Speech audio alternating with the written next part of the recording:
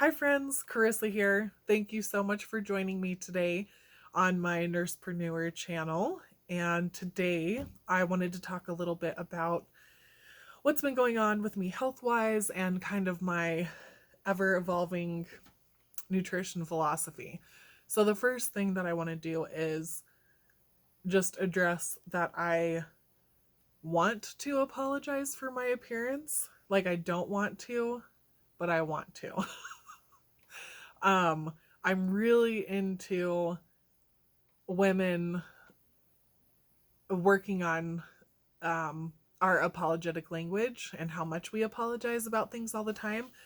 But I'm still human, and today I feel particularly not great. I'm extra tired, and I haven't showered yet today, so I feel like I'm gross.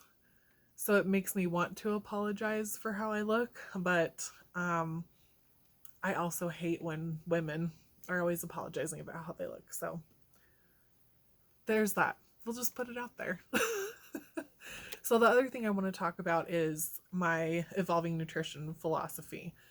In case you haven't seen any of my previous videos, I have been involved with nutrition basically my entire life. My mother was a huge inspiration for me on this front. And she also has been a lifelong learner of nutrition. She initially followed Dr. Andrew Weil, who has the anti-inflammatory pyramid, which is, I love it. I still look at that sometimes as a guideline. And she's basically followed his nutritional advice for many, many years and always tried to feed her family, me and my sister and my dad, based on the best nutrition advice of the time. So that meant for a while we drank skim milk, which I hated. And then later on, when my sister was older, she switched to whole milk. And now, it's totally different. She has whole milk exclusively.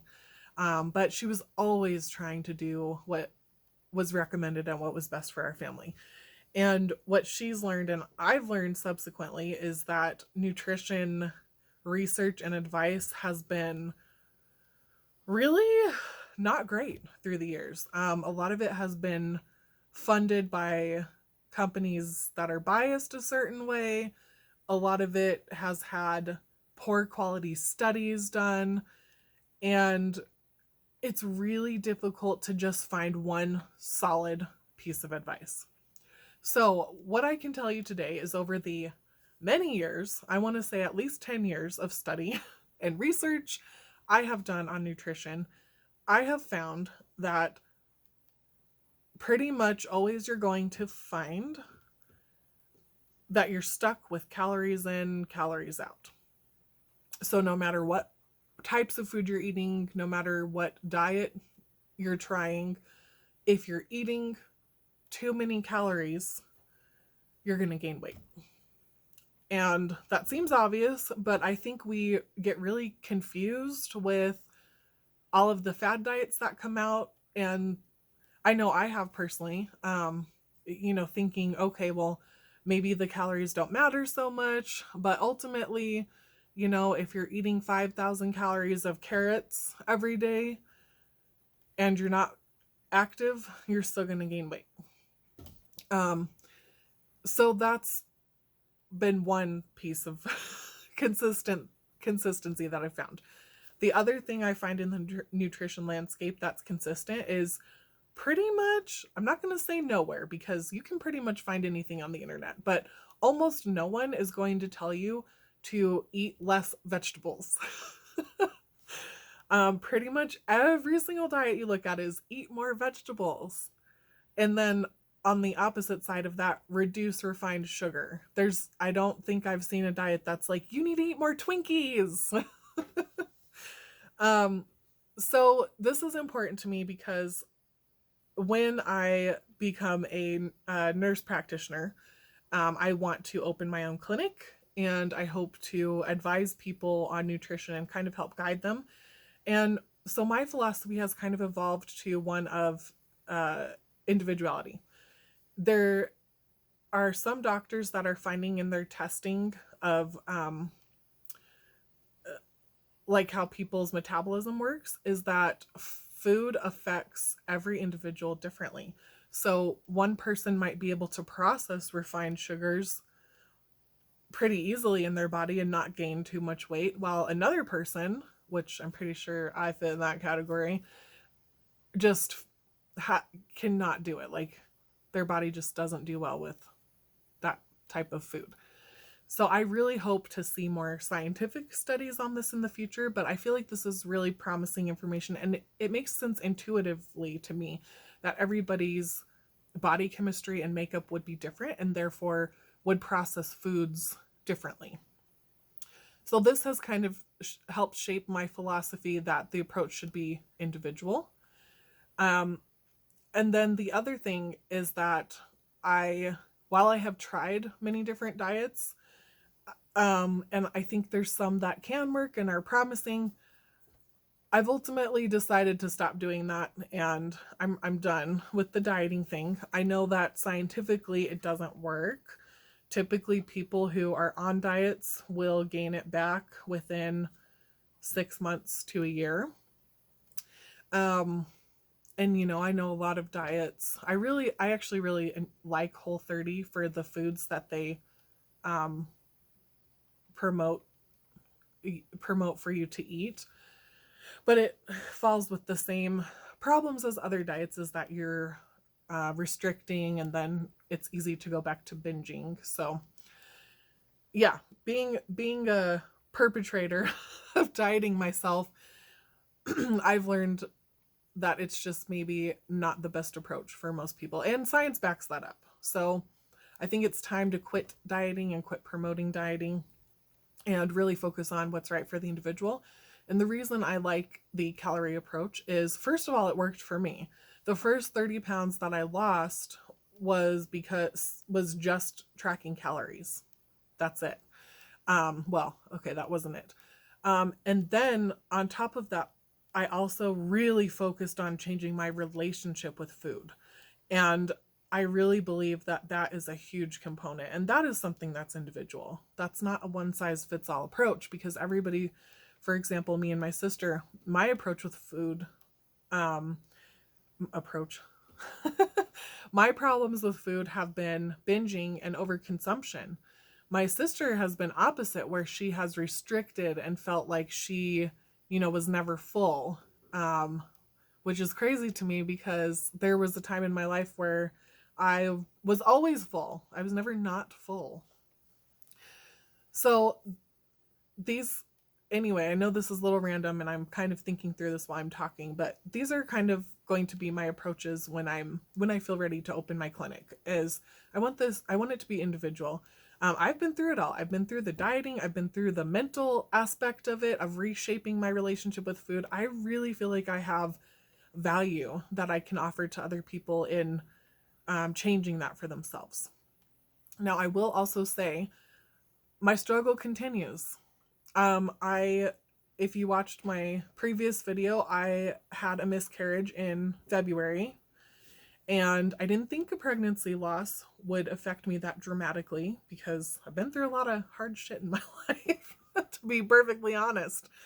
But, or, I figured I would be sad, but it really affected me way more deeply than I expected. And I don't know if it was a combination of the hospital experience I had, or what I had to go through at home, or what. But it was very deeply upsetting for me. So today I stepped on the scale, and apparently over the last couple months since February, I've gained 20 pounds. And it's not that surprising. We have been eating out fast food probably every other day, which is terrible. I In February, after the pregnancy loss happened, I ate like an entire bag of jelly beans every few days. I basically just reverted to my old habit of binging, because it was like what I used to use to be comfortable. Um, so it sucks. I'm not back where I started, but I definitely have undone a lot of the progress I've made. So I've really um, tried to give myself some grace, and just in the knowledge that I have done it before and I know I can do it again, and that I went through something that was really traumatic for me, and just knowing that, I didn't maybe process it in the healthiest way, but there's not much I can do about it now except to move forward. Which brings me to the real point of this video. So what I'm doing going forward is I am restarting my calorie counting, since that worked well for me, and I'm wanting to base my future business on this idea, partially on this idea. I am using MyFitnessPal. I've always liked this for calorie tracking because they have that barcode scanner. So it makes it really convenient, and pretty much every food is in there, and it's really easy to add if it's not in there. So I've used MyFitnessPal for calorie counting for years and years. So I'm just going back to that. And then I've also realized that a huge issue is that I have become a couch potato. So I didn't realize this until I thought about it this morning, but I've basically been active for a year. So actually more than a year. So I did my LPN program in 2019, and before that I worked as a CNA for only about 3 months. But if you've been a CNA, it's hard. It is hard freaking physical work. It's really hard. So I went from a job where I was like moderately active. I was like in and out of the car, in and out of the office a lot. Not like strenuous activity, but during the day I was pretty much, I was not sitting the whole day. And then I went from that to being a CNA, which was insane.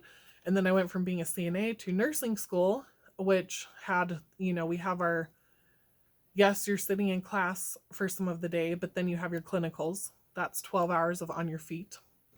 And especially if you're at clinicals, you're probably not sitting. If you're sitting, I'm surprised, because it's must be a slow hospital or care center. We didn't sit except for maybe our lecture during like midday lecture, which was about an hour.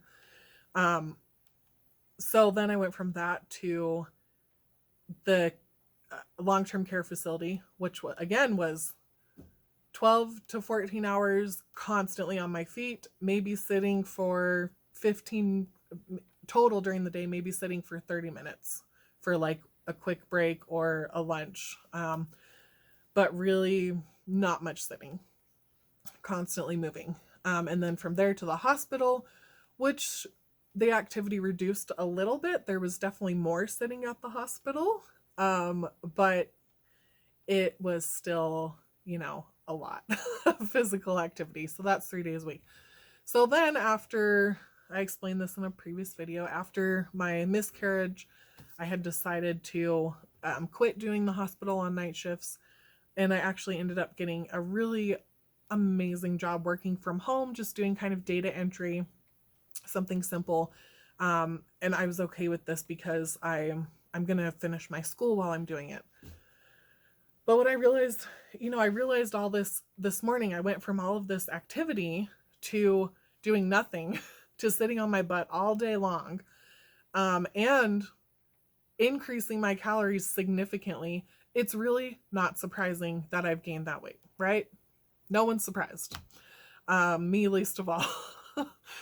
But it is a really good illustration of what movement does for you and what over-consuming does to you.